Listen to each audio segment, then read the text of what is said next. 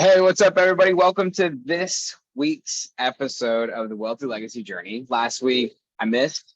I had a bunch of stuff going on, but I think the reason why will actually tie into today's topic. And so you can see it's me and Tim. How's it going, Tim? Hey, great. How are you? I'm pretty good. I'm excited. Today, you're bringing a cool topic to the table, which I really am excited about. I've even faced a tough moment in this past week, and that is through these entrepreneurial, you know, endeavors. When we're chasing these massive goals, how to be able to stop and smell the roses, how to be able to not just enjoy the outcome, but how to enjoy the journey, right? I mean, that's what you want to talk about today. Yeah, absolutely. I think one of the things I see in my practice is a lot of people have big goals, even working with people that are business goals or have different goals in education or whatever the goals are. They have these big goals and they're so far out there, which there's nothing wrong with having long-term goals, that it becomes so daunting, so overwhelming that each day that goes by, it's like, oh man, I can't see it so far away, that they forget to enjoy the process. They forget to enjoy each day as they work, each step they take as they move closer and closer to the goals. Right. One thing I suggest to people is always celebrate the small milestones, right? The small steps as you go along, so that you're just, even though it's a celebration of a step, but you're celebrating a step that's working toward an ultimate aim, the ultimate bigger goal, like you said. Well, it's interesting. Like just this past week, I had like one day I just felt like I needed to enjoy the journey. And it was actually earlier this week, you had brought up maybe talking about this topic in our podcast. And it was that same day I saw something else about it somewhere else, and then I watched a movie. And I think there's lots of different movies. You even mentioned a movie.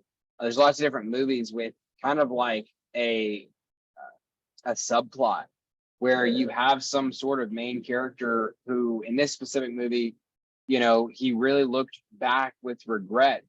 Because for him, he was trying to reach this goal. He was trying to chase it, and wasn't able to reach that goal. It took longer than expected. All these things that typically happen for us.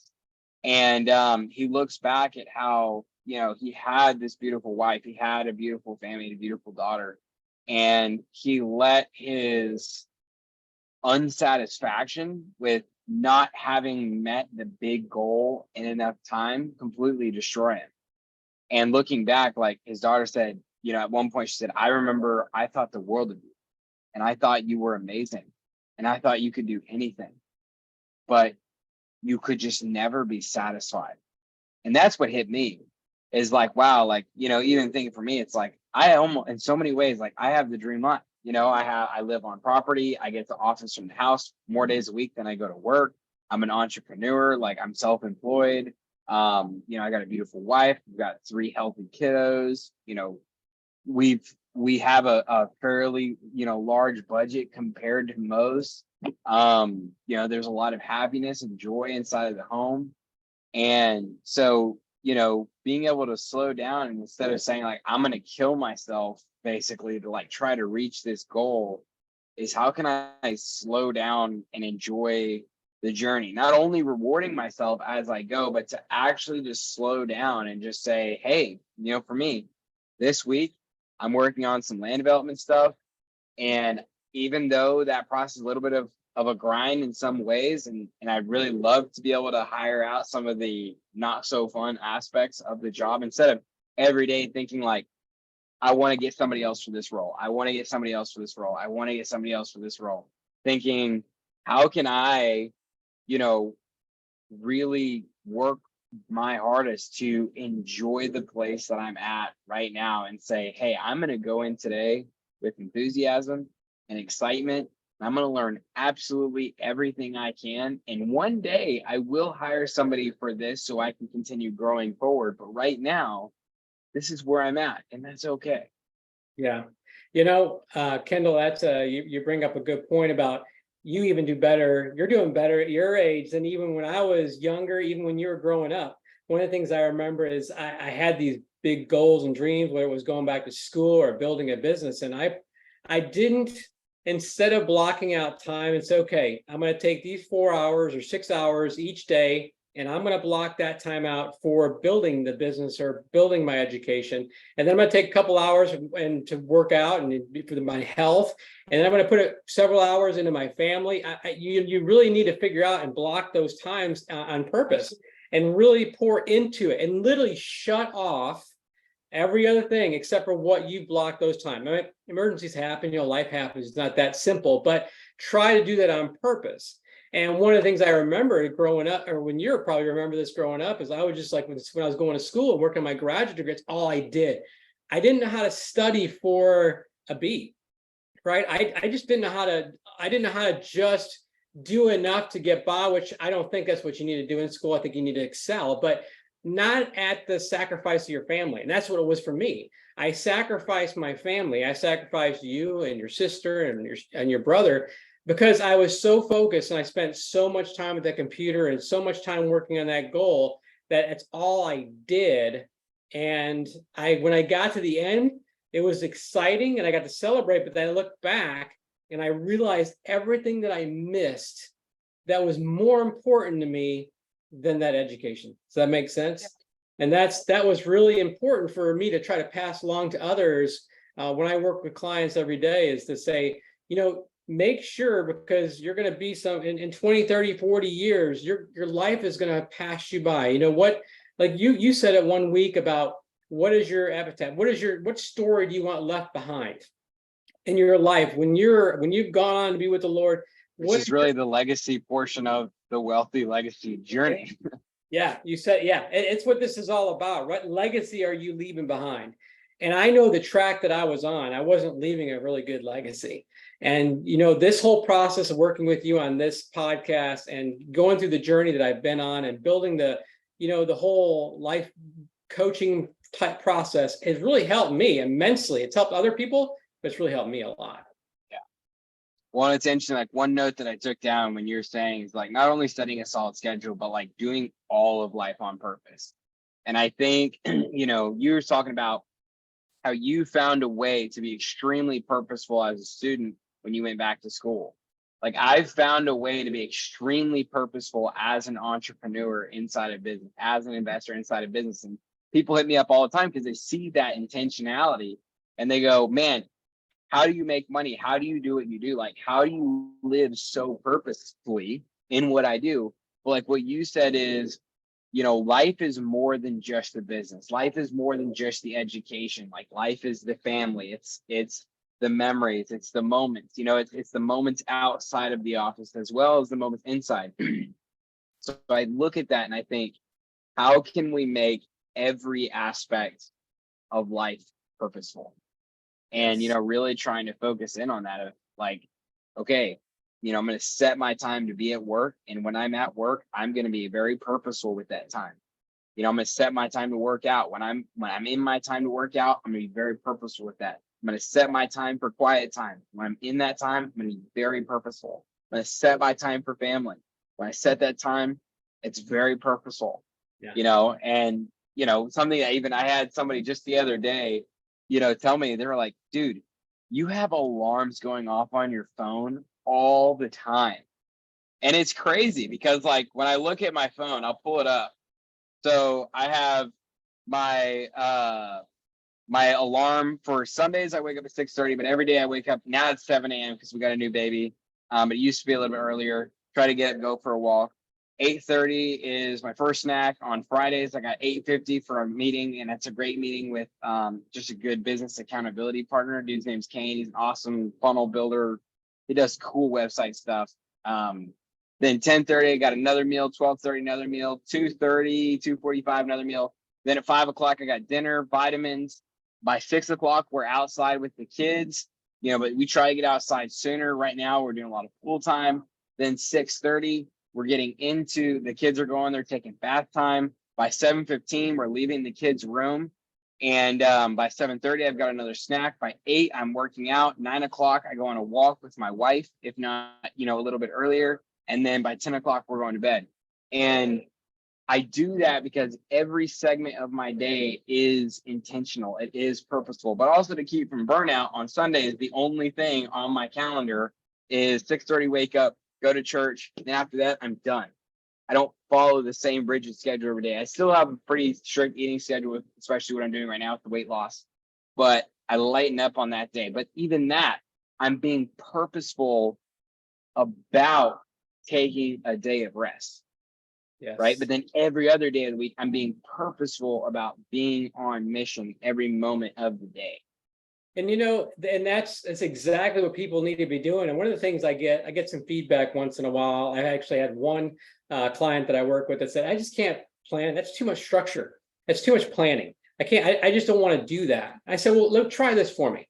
I said, let's go ahead and you do 1 week your way and do 1 week and the way I'm suggesting. And they did 1 week. He just went through it, came back, and I was like, so how did it go? Did you get your goals accomplished? He goes, no, I didn't. I did some things I can't really remember. And he's thinking back through it, but he just did a lot of stuff. He filled his life with busyness. And then he took a week and he literally, this is not, he just journaled, what his goals were in each day. And like you said, his time slots, what he wanted to get. Now, not everything fit perfectly. It wasn't cookie cutter. And it's not exact, but keeps on track. Yeah, but it was close. And he came back and said, man, that's what I need. I just didn't realize it. I thought this was going to be some arduous process, or it was going to be so structured that my life, it was going to take over my life. But really, it helps me manage my life. And I think that's the thing. It helps you manage your life so you can get the things that you want, so you can have those successes out of life. Right. Well, and then it's just like, this morning when I got up, when I was working on NK Legacy Properties this morning, and I got up and I recorded probably 3 hours of content put together, some different stuff for like lead gen. I think I ended up putting together like 80 leads for the team to work on this next week. And so I was like, you know what, I'm gonna want that knocks out like 3 weeks of videos for me, and content for the team as far as like teaching this lead generation strategy that we're working on right now. And so all of that content is done. And then I did some other stuff. We're looking at some other different ways about some lead gen. And then before this call, I was like, you know what? Like I came back out to my trailer and I was thinking, do I do some work? And I just mentally knew like I need to take a mental break. Like I've been on the computer all day. I've been going, nonstop mentally all day, which is okay. But instead of just saying, hey, I'm just going to slack off a little bit, it was very intentional. I said, I'm going to take the next hour off before we record the podcast. And then after this, I'm rolling over to dinner and I'm going to take some time to think, to decompress, to unwind from my day. Because if I save all that up for the moment that I get home, it's a struggle, to decompress whenever you're around like all the kids and stuff. And I love them, but it just gets busy, and so I think there's nothing wrong with having purposeful downtime too inside of your schedule. I think people think you're so rigid and you're trying to be busy every moment of the day. But see, for me, my kids don't come out of their room until 8 a.m. That's like a hard, fast rule. I'm waking up by 7. Before we had this, we were waking up closer to like 6:30, just depending on what's going on. We go for a walk, come back. But I do my quiet time. I do my Bible time. I read through my morning. I have a morning email that I read through. I look at some of the stocks. I look at some stuff. I mentally prepare for my day before I roll into the 8 o'clock, breakfast, kids, all this kind of stuff.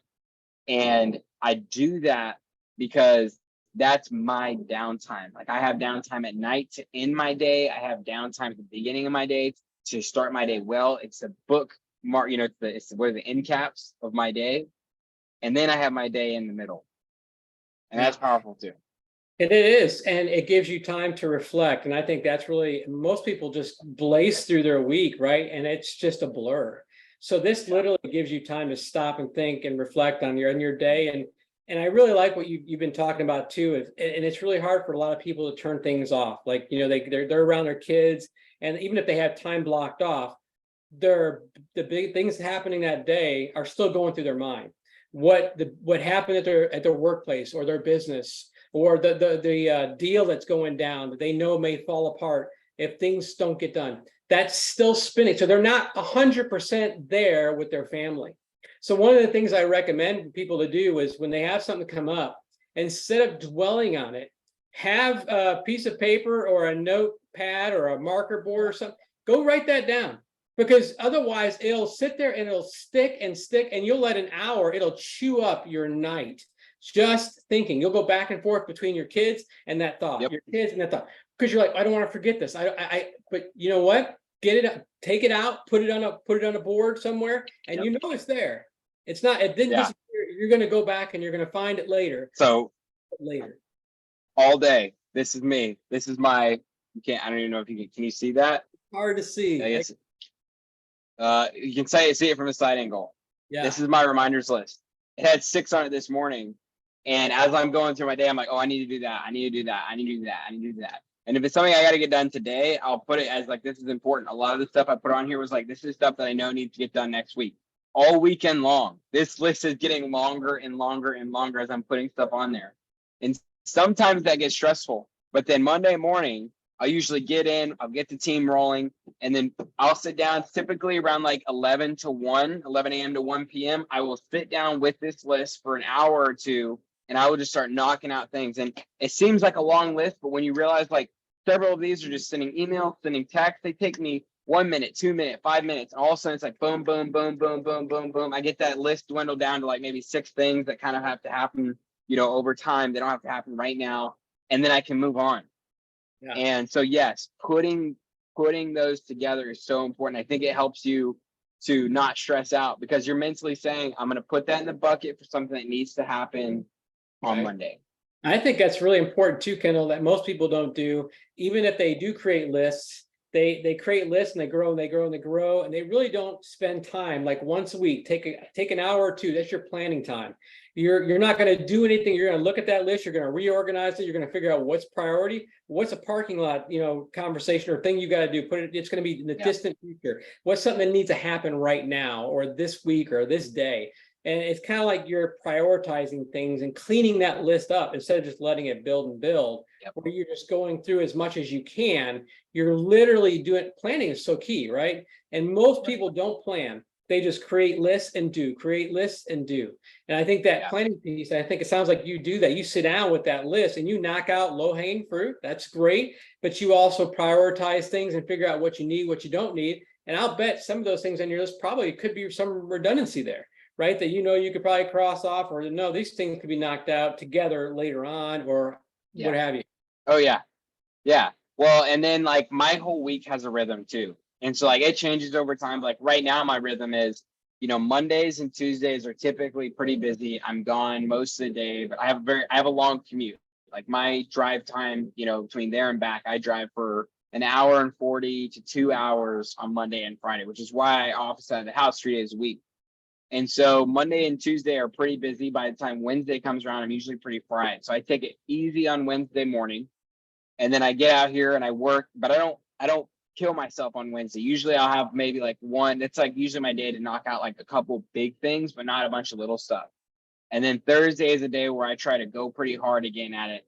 And then Friday, I usually try to start off pretty hard in the morning, and then I taper off as I go to the afternoon. And so Mondays and Thursdays are my big days to knock out a bunch of to-dos. If there's something that has to happen on Tuesday, has to happen on Wednesday, of course I'm getting those done.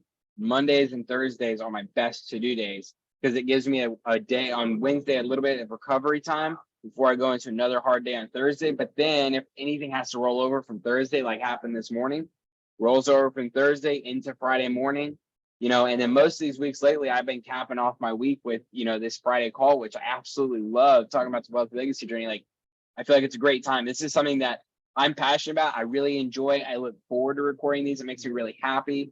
And so it's like, how do I save my most favorite task, the best task, for the end of the week?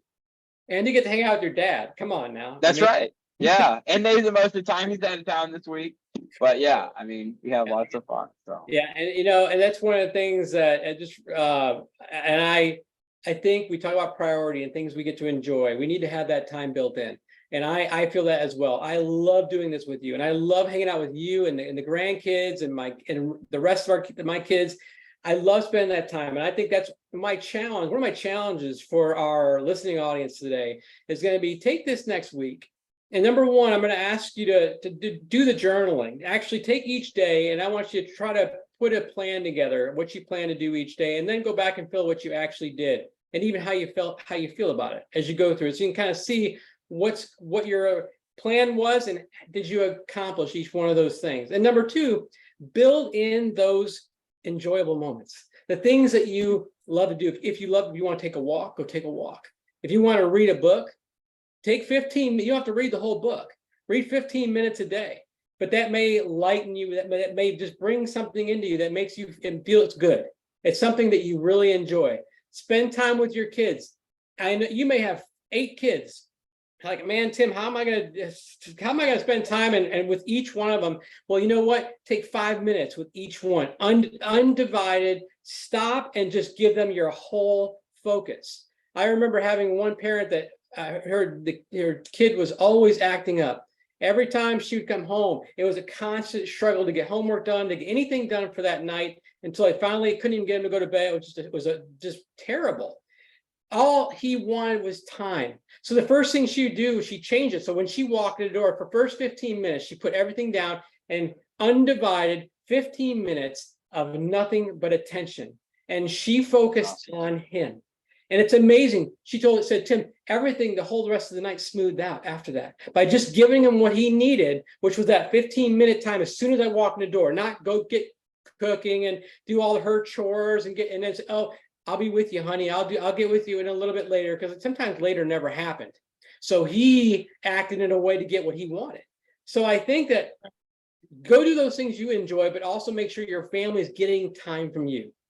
Family is the most important thing it's time we don't give back. And I can tell you from experience. So I think that's my challenge this week, is to journal, write down what you plan to do, what you actually did, and how you feel about it through the week. And then leave some feedback for us and how that goes, and the different, the different notes below. Here's what I think would actually be awesome. This is what I was drawing while you were talking. Can you see that? So that's a bucket model. So we talk about this. I think we talked about this in the Redesign and Thrive show, which was your kind of, how do you improve your quality of life and stuff. Yeah. But it's this bucket model, and literally drawing this out. And I think what would be really interesting is, for me, I have church ministry, workout / weight loss, kids, wife. I specifically put those in different buckets. Because for me, my relationship with my kids is one bucket. My relationship with my wife is another bucket. I couldn't put family in one bucket because I think those are distinct relationships. For me, my relationship with my wife comes first. And that's what, gave me the fruit of my children. So those are separate. Then I have Algorithmos, NK Legacy Properties, 2 companies I'm working right now. We have our little farm. We got house chores. We got friends. And then take this and say, okay, I have 100 units to give every week in my life. So right now I have, 9 buckets? That's actually a lot of buckets to have. I have 9 buckets. How am I going to distribute? Am I going to give each of those buckets, about 11 units? Probably not. Some of them are going to take more, some are going to take less. But here's what I'd say. Write down at the beginning, how much would I like to give each of those buckets? How much am I actually giving each of those buckets? Or how much, okay, so let me say this. How much would I like to give those buckets? Number 1. Number 2, how much do I feel like, honestly, this last week I gave each of those buckets? Yeah. Right. And then the lastly would be, over the next week, track your time roughly, and then write down how much out of 100 units of your time did you actually give each of those buckets. Yeah, and I think that's powerful. Be able to compare that. You put that time and the units of time, your goal, and what you actually did. But also, what's really important, just to tag on to that a little bit, is make sure it's quality time. If you put, my goal was to spend 2 hours each day with my family. Number 1, that's kind of vague. Well, I want to spend 15 minutes with each child, undivided, and I want to spend 30 minutes every night just talking with my spouse. And when you measure that and you meet your goal, was it quality time, or were you just sitting there watching TV? Or were we playing a board game? Or were you engaging and having a conversation? So quality time is much better than just quantity time. So you can't just throw that. And I know that's not what you're saying, but make sure that you're measuring, is it quality? And I would put each one of those buckets too on a scale of 1 to 10. How do you feel like you're doing on a scale of 1 to 10 in each one of those areas? Are you at an 8? Are you at a 6? Are you at a 4? And the number is your number. And it just means that you're always have improvement, and make sure you're always making one step Well, toward. and I think that the system though, if they write that down of like how many units would they like to give, and then how many units do they feel like they gave, that's going to give you a pretty good gauge of like, if you are, if you'd like to give more than what you feel like you gave, give more. Yeah, I think But the only person that you can't the only person's going to be affected by this is you, so like you can lie, but you're nobody else is even going to see it. Like I would be 100% truthful. And I just added a 10th one, actually, quiet/personal time. It's really important to me. Your buckets may be different than my buckets. Yeah. But these are 10 things in my life that I would say these are the 10 most important categories. And I know right now, I could be very honest with you. If I were to label how many units I'm giving to each of these, there's some of these that I wish I could be giving more. There's one like the farm. We've cut this bucket way back recently because of how much it has taken with the baby. We sold like half of our farm because we knew we needed to cut that back. This bucket barely gets any of my time and attention anymore. It's something I really enjoy, but with kids, I enjoy kids more. So I want to take units from the farm, give it back to my kids, give it back to my wife, right? Algorithms, NK Legacy Properties. There was a season in my life where I was working on another company where basically it was like working out and my company were taking 80% of the units in my life.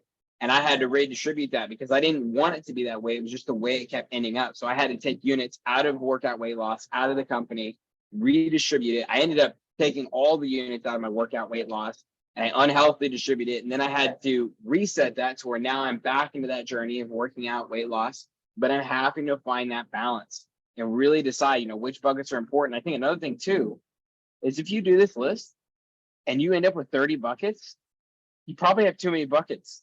I have 10 buckets and I'm looking at this going, I might have too many buckets. Yeah, right. And so, it's just looking at, is there any of these buckets that are not necessary that I can get rid of? And this is actually something I think I'm going to do this week. And then I would love to talk about this next week. So I'm going to put this on my desk because I actually am going to do this.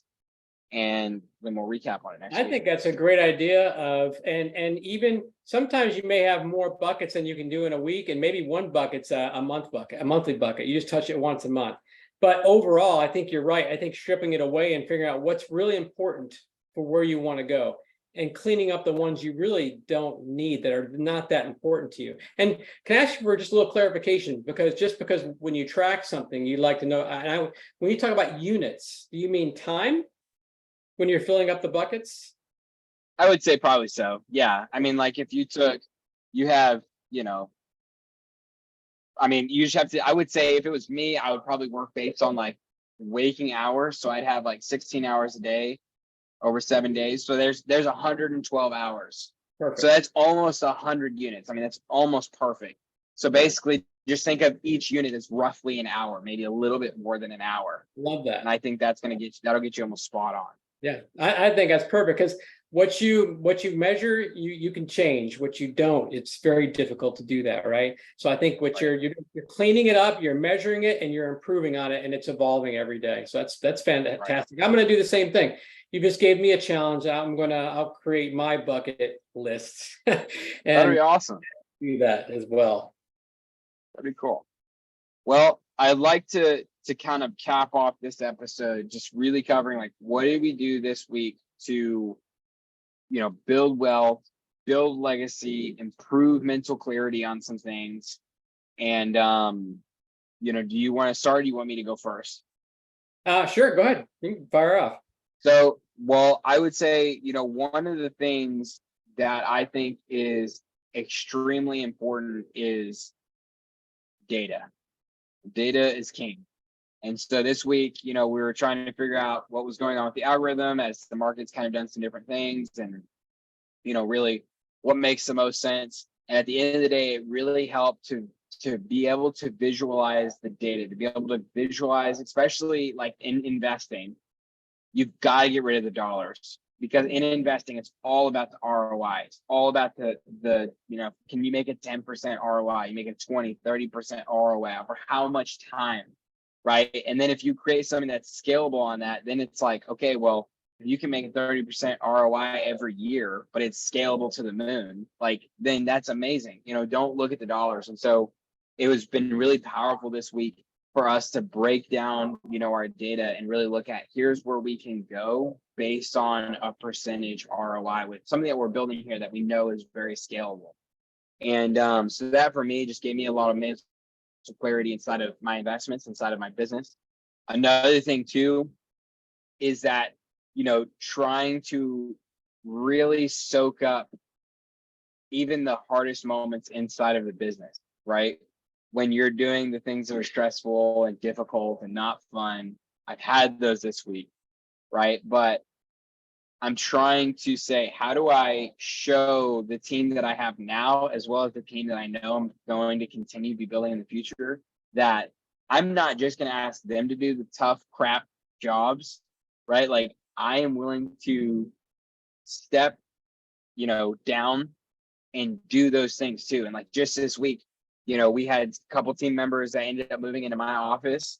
And one of the things that I did to make I want everybody to feel important. Like I gave them some of the nicer spaces in my office, and I turned my desk where it wasn't like facing out, where like everybody was, if that makes sense. I have this like bigger desk. I turned it against the wall, and I actually have the worst seat in the office because like at a part of the day the sun is just like shining in my face. But I did that because I didn't want to ask anybody else to take that hit. Like I took that hit for the team, and it's just a way for me to say I appreciate you. And then this week I've also worked really hard to be telling my team that I appreciate them for different things, like specific qualities, skill sets that they're doing. But yeah, so data, being willing to, get that mental thing right to take care of some of those things that I need to inside of my business, and really trying to lift up my team this week. Like those are some things that I did that I think, are going to help me continue building wealth over the legacy. Perfect. And Al, I'm going to give you my quick rundown, and I'm going to ask you, so this gives you plenty of time because you did this to me one time.